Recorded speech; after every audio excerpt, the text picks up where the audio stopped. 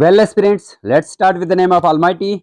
Light का part one हमने 15 question किए थे, उसमें थोड़ा ग्लिच आया था, तो अब हम पार्ट टू करेंगे। यहाँ पर अपनी नोटबुक और पेन आप साथ रखें। चलिए स्टार्ट करते हैं। क्वेश्चन 15 हमने लास्ट टाइम कर लिए थे। चलिए question number 16, if object is at focus of convex lens. अब देखो, कन्वेक्स लेंस के फोकस पे कोई ऑब्जेक्ट रखा हुआ है, तो बता रहा है यहाँ पे फोकस है, ये फोकस F1 है, ये 2F1 होता है यहाँ पे F2 है, यहाँ पे 2F2 होता है।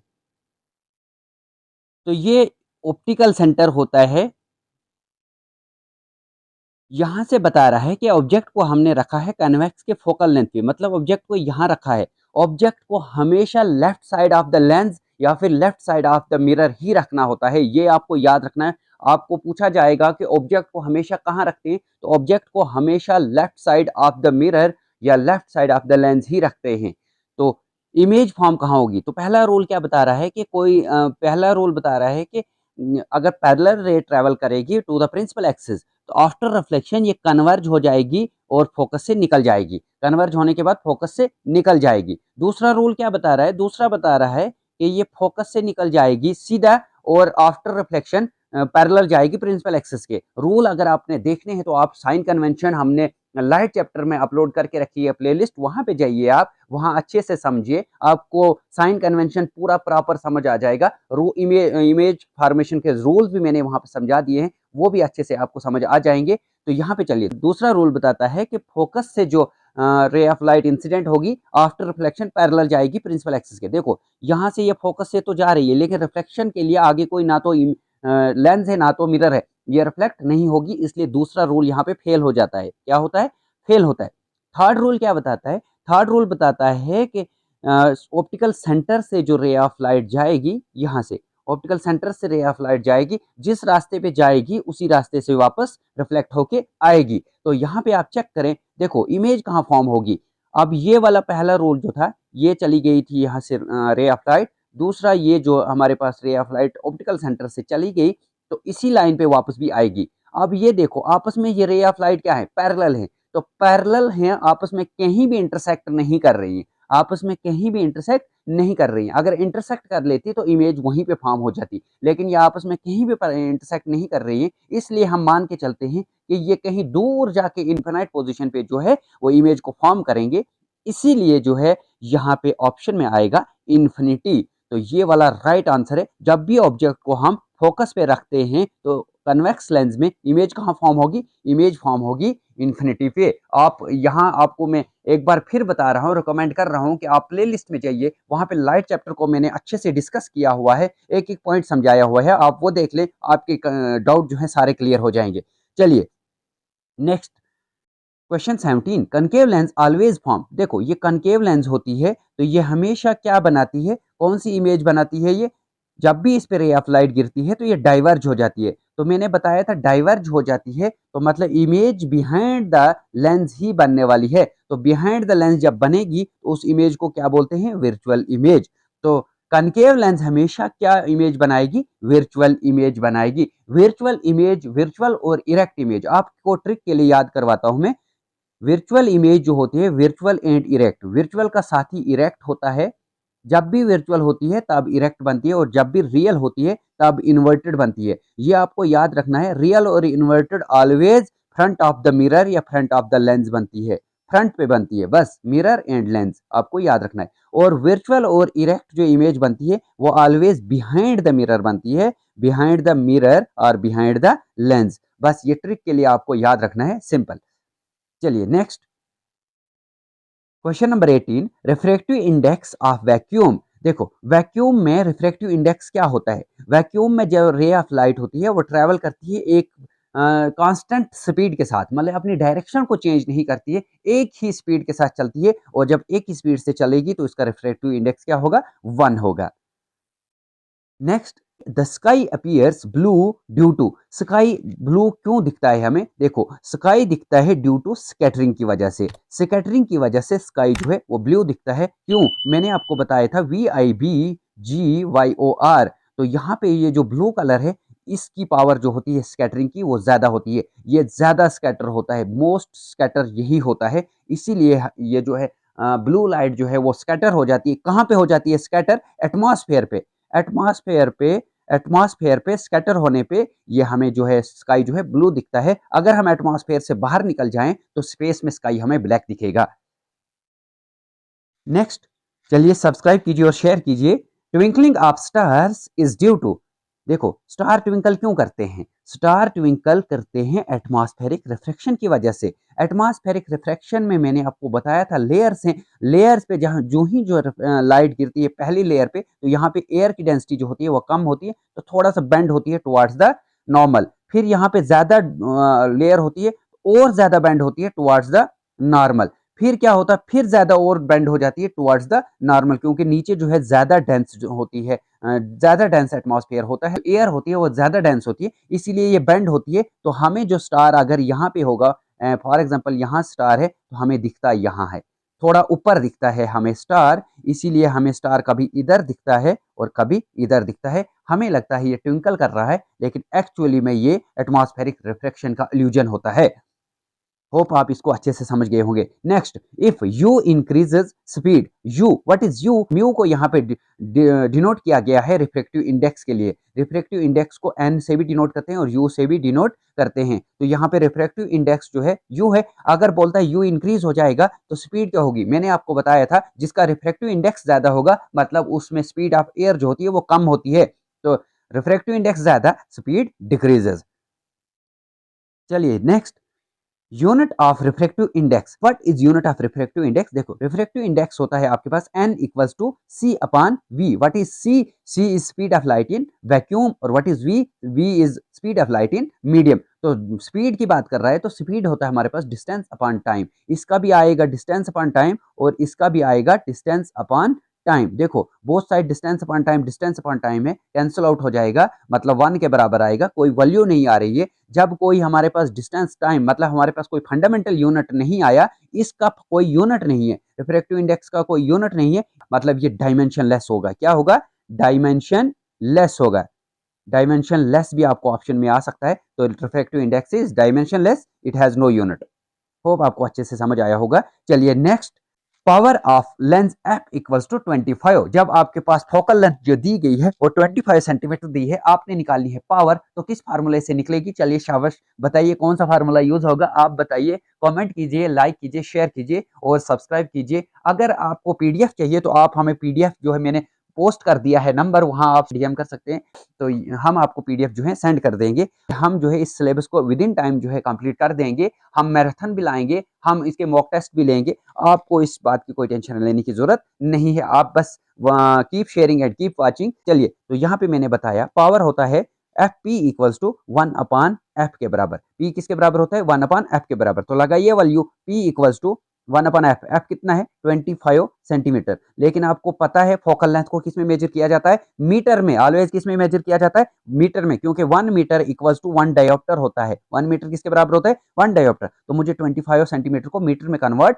करना पड़ेगा। देखो, जब मैं 25 सेंटीमीटर को मीटर में कन्वर्ट करूंगा तो डिवाइड करूंगा 100 से। किससे डिवाइड करूंगा? 100 से। तो ये आएगा, इसकी वैल्यू जब निकालूंगा तो ये आएगा 0.25 मीटर। तो लगा दो P इक्वल्स टू, यहाँ पे चलते हैं, P equals to 1 upon 0.25 metre. तो ये P की वैल्यू आएगी, जब ये डिवाइड में लाऊंगा तो 4 मीटर। कितनी आएगी? P की वैल्यू 4 मीटर। तो ये पॉजिटिव आएगी। ली पार्ट बिल्कुल राइट आंसर है। Next, optical fibre works on. देखो ऑप्टिकल फाइबर जो होती हैं वो किस में वर्क करती हैं? आपने देखा होगा ऐसे उस पे बना होता है ऑप्टिकल फाइबर्स में, हमेशा ऐसे क्रॉसिंग में होता है, तो मतलब वो करता है TIR पे, टोटल इंटरनल रिफ्लेक्शन पे डिपेंड करता है।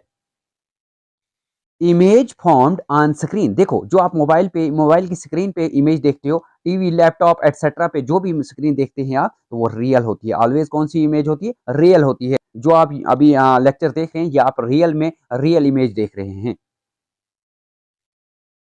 कन्वेक्स लेंस इज, देखो कन्वेक्स लेंस और मैंने कन्केव मिरर और कन्वेक्स मिरर आपको समझाया था, तो यहाँ पे आपको कन्वेक्स लेंस और कनकेव लेंस आपको समझाता हूँ। देखो कन्वेक्स लेंस और कनकेव लेंस, तो ये दोनों उलट हैं, किसके, वाइस वर्सा हैं, किसके, कन्वेक्स मिरर के। देखो कनकेव मिरर कन्वर्जिंग था, तो यहाँ पे कन्वेक्स लेंस जो है कन्वर्जिंग होगी, बस आपको ये याद रखना है, ये कन्वर्जिंग होगी। और कनकेव कन्वेक्स डाइवर्जिंग था, तो यहाँ पे कनकेव लेंस डाइवर्जिंग होगी, डाइवर्जिंग होगी, बस इतना फर्क आपको याद रखना है। चलिए यहाँ पे बताइए कन्वेक्स लेंस क्या होगी, तो कन्वेक्स लेंस कन्वर्जिंग होगी। Next, lateral inversion occurs in, अपनी पेन और कॉपी साथ रखें आप ताकि आपको नोट्स भी साथ साथ बन जाएं। लेटरल इन्वर्जन ऑकर्स, देखो लेटरल इन्वर्जन का मतलब क्या होता है, लेटरल इन्वर्जन का मतलब होता है कि आप जब अपने आप को मिरर में देखते हैं, जो चीज आप मिरर में देखते हैं तो आपको उस चीज की लेफ्ट साइड राइट साइड दिखती है और राइट साइड लेफ्ट दिखती है। एग्जाम्पल के तौर पे आप अपने राइट हाथ को देखते हैं तो आपको लगता है मैं अपने लेफ्ट को देख रहा हूं, और अगर लेफ्ट को देखते हो तो लगता है राइट को देखते हैं, तो वही लेटरल इन्वर्जन कहलाता है। और वो किस मिरर में होता है, वो होता है प्लेन मिरर में। किस मिरर में, प्लेन मिरर में लेटरल इन्वर्जन दिखता है आपको, जो आप सुबह उठ के देखते हैं। चलिए, if speed decreases in medium, अगर स्पीड डिक्रीज हो जाती है मीडियम में तो वेवलेंथ क्या हो जाती है, देखो वेवलेंथ डायरेक्टली प्रोपोर्शनल होती है स्पीड के। अगर स्पीड ज्यादा वेवलेंथ ज्यादा, स्पीड कम वेवलेंथ कम, तो ये आपको याद रखना है, ये डायरेक्टली प्रोपोर्शनल है, एक बढ़ेगा तो दूसरा भी बढ़ेगा, एक घटेगा तो दूसरा भी घटेगा। यहाँ पे स्पीड कम तो वेवलेंथ भी कम। होप आपको ये अच्छे से समझ आया होगा। चलिए next, 29th at pole of mirror, देखो ये हमारे पास कोई मिरर है, ये पोल है। पोल कहाँ होता है, पोल होता है जहां पे एक्स एक्सिस वाई एक्सिस के साथ इंटरसेक्ट करता है, उसी को बोला जाता है पोल। और इसको दूसरे नाम भी देते हैं, एक जो नाम है ओरिजिन। क्या नाम है, ओरिजिन। इसको 0 0 से डिनोट किया जाता है। तो ये पोल ऑफ मिरर जो है, यहाँ पे एंगल ऑफ इंसिडेंस किसके बराबर होगा, देखो पोल ऑफ मिरर पे अगर लाइन पैरेलल होंगी तो एंगल ऑफ इंसिडेंस जो होंगी वो पैरेलल, देखो पैरेलल है आपस में, तो ये पैरेलल पे कोई भी एंगल फॉर्म नहीं हो रहा है, तो उस कंडीशन में एंगल ऑफ इंसिडेंस जो होगा वो 0 होगा। क्या होगा, 0 होगा। नेक्स्ट, रेनबो फॉर्मेशन इन्वॉल्व्स, देखो रेनबो फॉर्मेशन क्या इन्वॉल्व करता है, रेनबो कैसे फॉर्म होती है, ये वाटर ड्रॉपलेट होते हैं, ये स्फेरिकल होते हैं। तो वाटर ड्रॉपलेट में सबसे पहले लाइट जो है बाहर से इस पे जो है फॉल करती है, इंसिडेंट रे आ गई यहाँ पे फॉल करके, यहाँ पे क्या करेगी मैंने आपको बताया था, यहाँ पे टुवर्ड्स द नॉर्मल जो है ये बेंड हो जाएगी, टुवर्ड्स द नॉर्मल बेंड हो जाएगी। फिर क्या होगा, फिर ऐसे जो है यहाँ रिफ्लेक्ट हो जाएगी यहाँ, फिर ये वापस ऐसे जाएगी, फिर ऐसे जो है वापस चलती है, मतलब अंदर ही लाइट घूमती है, अंदर ही रिफ्लेक्ट होती है। जब ये बाहर से आ गई तो ये फिनोमिना यहाँ पे क्या हो गई, रिफ्लेक्ट हो गई। पहला क्या आ गया, रिफ्लेक्ट हो गई। दूसरा क्या आ गया, अंदर ही घूम रही है, मतलब टोटल इंटरनल रिफ्लेक्शन हो रहा है, TIR भी हो रहा है। और थर्ड पे जो है लाइट कलर्स जो हैं वो फेर रहे हैं, कलर्स भी फैलते हैं, आपको रेनबो दिखती है 7 कलर, तो जब वो कलर डिस्पर्स हो रहे हैं तो तीसरा हमारे पास आ गया डिस्पर्शन। अब कौन सा ऑप्शन सही है, रिफ्लेक्शन ओनली, नहीं रिफ्लेक्शन तो है, लेकिन नीचे ऑप्शन में देखते हैं डिस्पर्शन प्लस TIR, हाँ डिस्पर्शन प्लस TIR, ये वाला ऑप्शन बिल्कुल राइट आंसर है, क्योंकि रिफ्लेक्शन अगर इसमें B एंड C, अगर both B and C option में होता तो right answer B and C दोनों होते, क्योंकि रिफ्लेक्शन भी होता है और डिस्पर्शन प्लस TIR भी होता है, तो ये वाला C पार्ट बिल्कुल राइट आंसर है।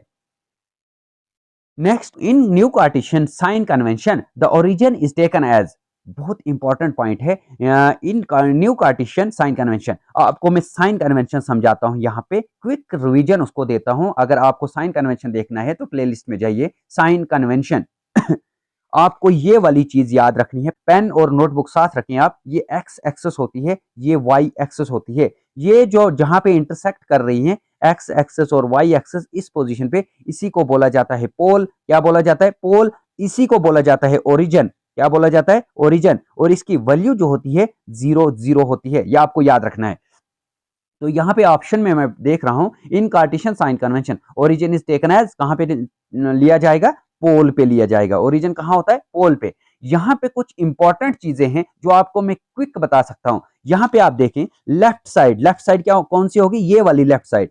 डिस्टेंस को हमेशा मेजर करते हैं पोल से टुवर्ड्स लेफ्ट, याद रखना है आपने, पोल से हमेशा लेफ्ट साइड ऑब्जेक्ट का डिस्टेंस हम हमेशा यहां से यहां की तरफ ही मेजर करते हैं। और जो डिस्टेंस होता है वो नेगेटिव होता है। क्या होता है, नेगेटिव होता है left side of the mirror. जो भी डिस्टेंस होता है वो नेगेटिव होता है, और जो भी distance right side of the mirror होता है वो क्या होता है, पॉजिटिव होता है। बस आपको ये याद रखना है, left side of the mirror distance is negative, right side of the mirror distance is positive.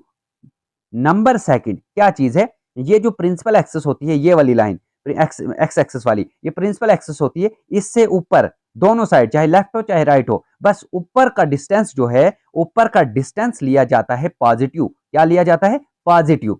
ऊपर प्रिंसिपल एक्सिस से ऊपर वाला डिस्टेंस पॉजिटिव और प्रिंसिपल एक्सिस से नीचे वाला डिस्टेंस नेगेटिव। प्रिंसिपल एक्सिस से नीचे वाला डिस्टेंस नेगेटिव होता है, ये आपको याद रखना है। Left side of the mirror distance negative, right side of the mirror distance positive, above the principal axis positive, below the principal axis negative, ये आपको याद रखना है। और नेक्स्ट एक क्वेश्चन कभी कभार ये भी पूछा जाता है कि जो इंसिडेंट रे होती है उनका डिस्टेंस क्या लिया जाता है, तो इंसिडेंट रे यहां से आ रही होती है, कहां की तरफ आ रही होती है, देखो मिरर की तरफ आ रही होती है, इनका डिस्टेंस हम पॉजिटिव लेते हैं क्योंकि ये यहां से यहां की तरफ आ रही होती हैं, तभी इनका डिस्टेंस जो है वो पॉजिटिव लिया जाता है।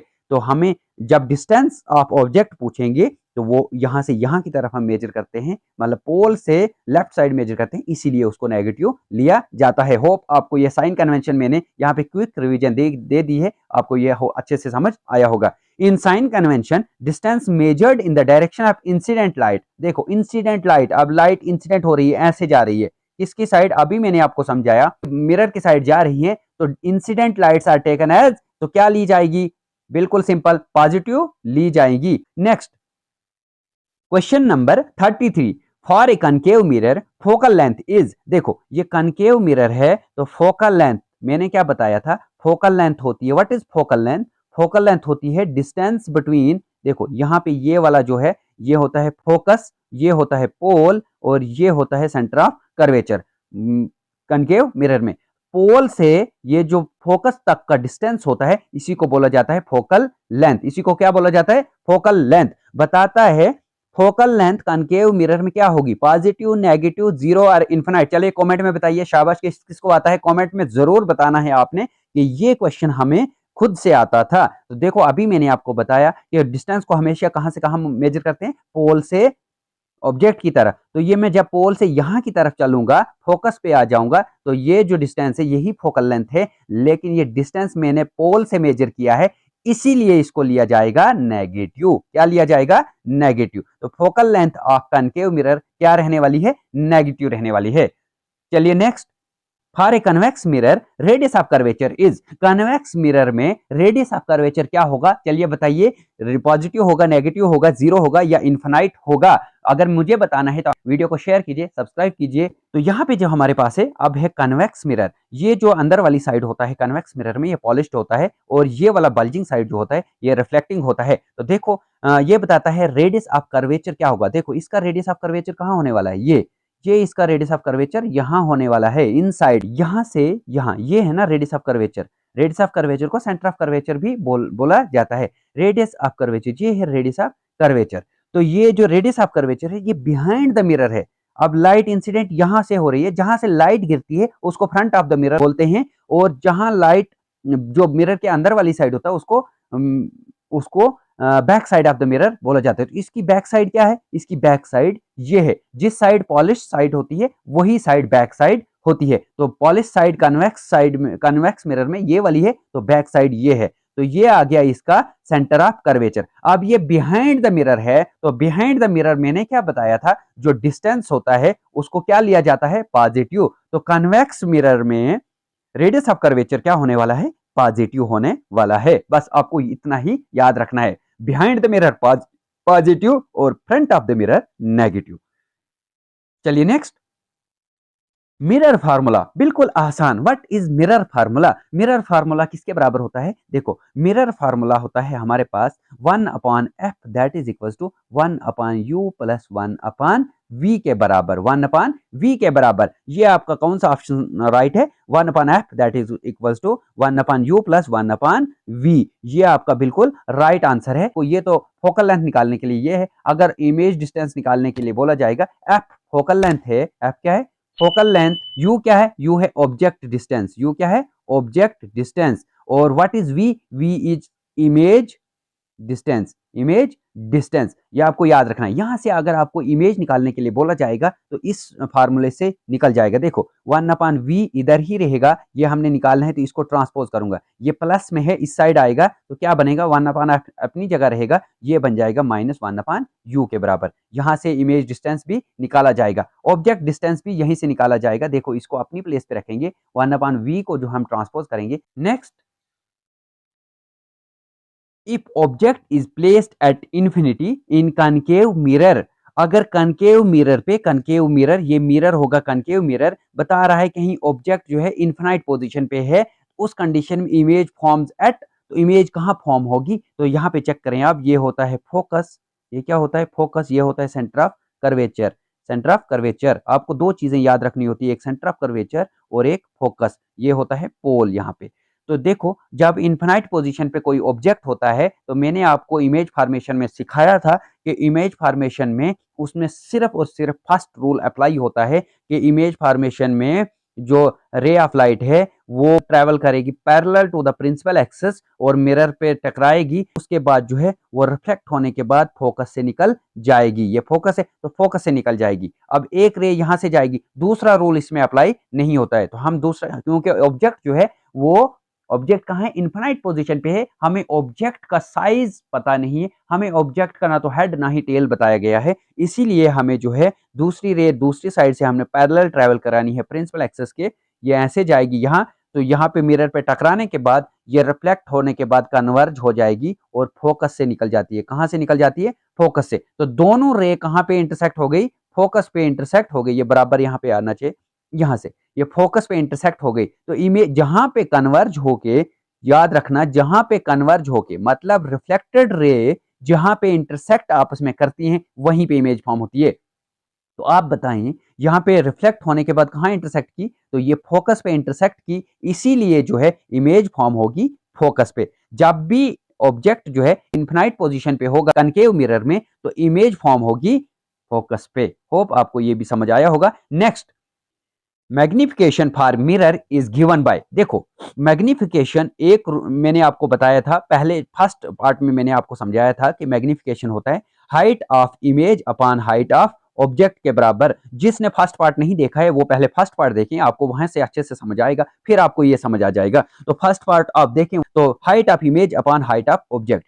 इन केस अगर आपके पास ना तो हाइट ऑफ इमेज दी है और ना ही हाइट ऑफ ऑब्जेक्ट दिया है तो उधर बताएंगे आपको मैग्निफिकेशन निकालो, तो उस केस में क्या करोगे आप, उस केस में आपके पास दो चीजें दी गई होंगी। क्या दिया गया होगा, एक दिया होगा ऑब्जेक्ट का डिस्टेंस दिया होगा और इमेज का डिस्टेंस दिया होगा, मतलब v इमेज डिस्टेंस, इमेज की इमेज डिस्टेंस दिया होगा और u ऑब्जेक्ट डिस्टेंस। ये दो चीजें आपको उस कंडीशन में दी गई होंगी। कब, जब ना तो हाइट ऑफ इमेज हो और ना ही हाइट ऑफ ऑब्जेक्ट दी हो, फिर आपको ये दो चीजें दी होंगी। उस कंडीशन में मैग्निफिकेशन का फार्मूला होता है -v/u,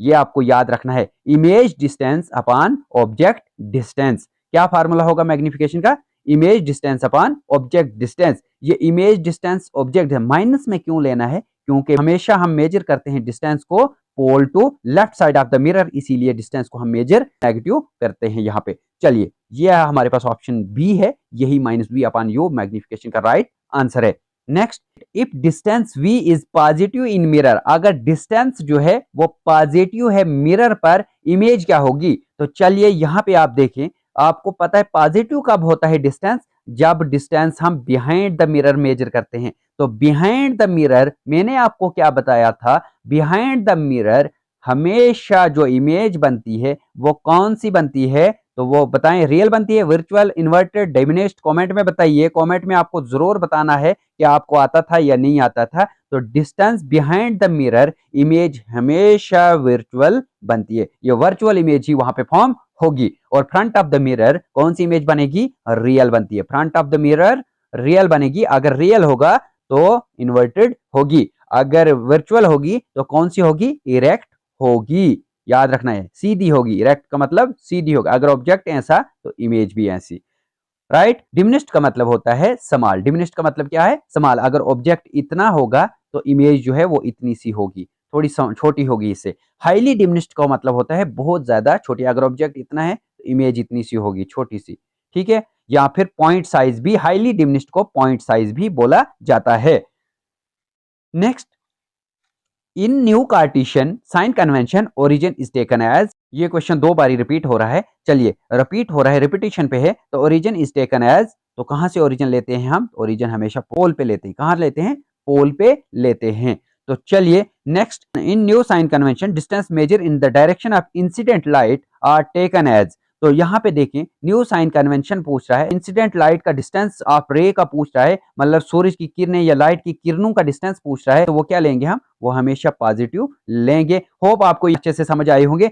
चलिए इस क्लास को हम यहीं करते हैं दी एंड। अगर आपको हमारा पढ़ाना अच्छा लगा हो तो आप चैनल को लाइक करें, शेयर करें, सब्सक्राइब करें, कमेंट करें। अगर कोई क्वेरी है तो आप क्वेरी भी है हमें कमेंट में पूछ सकते हैं। और हाँ, अगर आप लाइट चैप्टर पे एक और सेशन चाहते हैं तो लाइट चैप्टर पे भी हम एक और सेशन आपके लिए लाएंगे, आप कमेंट में बता दीजिए। और नेक्स्ट जो है मैराथन के बारे में आप बता रहे थे, उसकी टेंशन ना लें, हम मैराथन भी आपके लिए जल्दी अपलोड कर देंगे। लैब अटेंडेंट का सिलेबस हम उसका उस पे भी हम मैराथन दे देंगे। आप डेट फिक्स कर लें, आप कब जो है मैराथन चाहते हैं, कितने दिनों के अंदर आप मैराथन चाहते हैं, हम उसको मैनेज करके आपके लिए जो है उस मैराथन को भी लाएंगे। आप नेक्स्ट क्लास तक आप करेंगे इंतजार, हमारे लिए करेंगे दुआ, अपना रखेंगे ख्याल। तब तक के लिए गुड बाय।